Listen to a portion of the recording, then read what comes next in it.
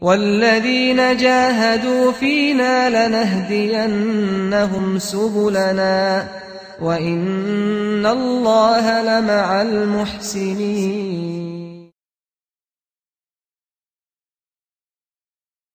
I was 22 when I became Muslim. I was a bit younger than that when I accepted Islam. But I make a distinction between accepting Islam and actually becoming a Muslim. So the first thing I really remember, of course, about Muslims and meeting Muslims was when I went to Egypt. My parents were living there. So those were my first experiences, meeting Muslims, going to a Muslim country. It was a very strange experience, I have to say. I mean, the thing that sticks in my mind is that how generally happy people were, even though they didn't really have any reason to be happy. I mean, according to Western standards, the reason to be happy is when you've got a nice car, you've got a nice house, you've got a nice, got a nice girl, right? And you've got lots of money to have a good time, and then you're happy, right? I mean, that's the Western standard of happiness. But if you go to Egypt, I mean, certainly when I went there, you didn't see that. People were extremely poor.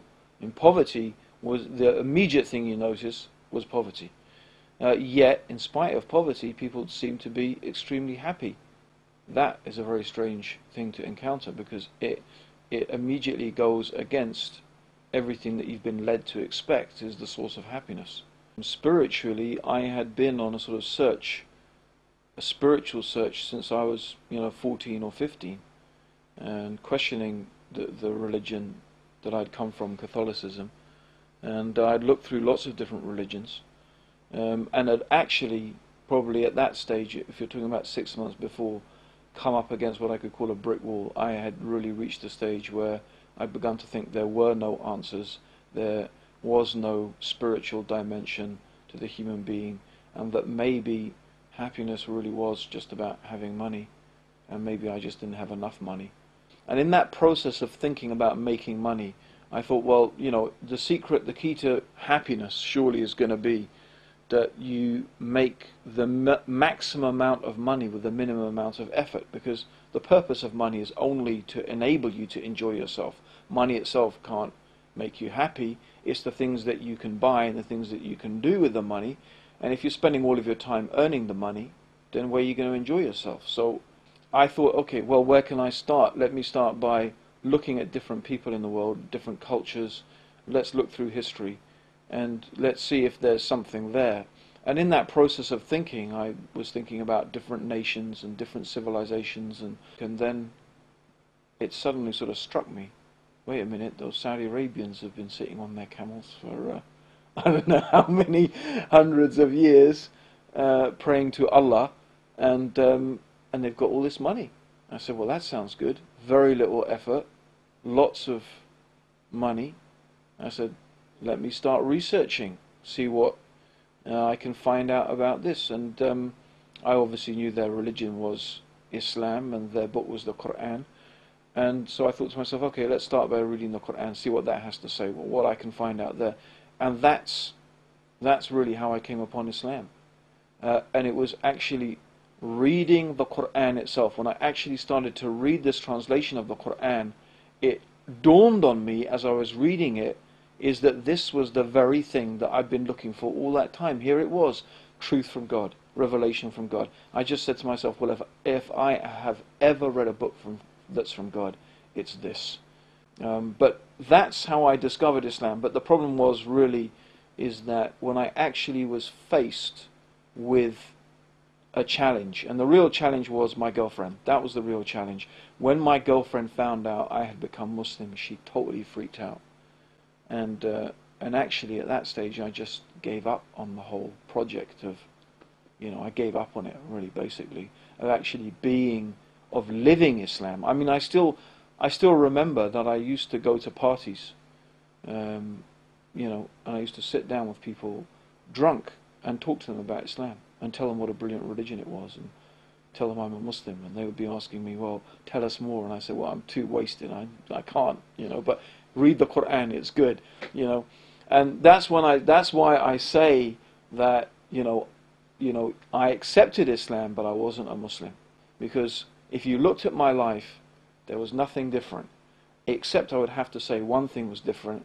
I was more miserable than I had ever been in my entire existence. Because I now knew the truth, and I also knew that I was not living the truth that I knew. And that was the worst condition, and perhaps is the worst condition that you can ever be in. And, things became, you could say, also worse between me and my girlfriend. Ironically, the one that I had, given up practicing Islam for because she was freaked out. Things became worse between me and her. And I think it was a combination of all of those things just led to a type of situation where literally I just couldn't take it anymore. And I decided to go and stay with my parents in Portugal. My parents live in Portugal. And it was there really that I just began to realize things came into focus. I began to realize, okay, my life is a mess. I know why it's a mess. Because I found the truth, I know what the truth is, and I'm not following it. And I just made this dua to Allah. I prayed to God. I said, oh Allah, I said, just let her call. I promise that if she calls me today, I will pray to you 5 times a day. I mean, what, as if Allah needed me to pray to Him. But I mean, that's, but I mean, it was like, Allah will pray to you 5 times a day. I can't promise I will give up any other bad things, or I can do anything else, but I will pray 5 times a day, and I promise that I will never stop praying 5 times a day. And after I made this dua, that same afternoon, just a couple of hours later, she phoned. And I was actually working in the garden at the time and building a wall. I still pass that wall and look at it and think, that's the wall that I was building when that thing happened to me. And my dad came down and he said, oh, it's your girlfriend on the phone. Don't want to mention her name.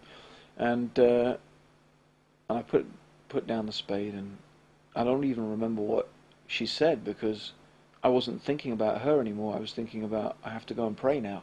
So I just put down the phone and went and took a ghusl, took a bath, and started praying. And that's it. And really, that's the difference between being a Muslim and not being a Muslim.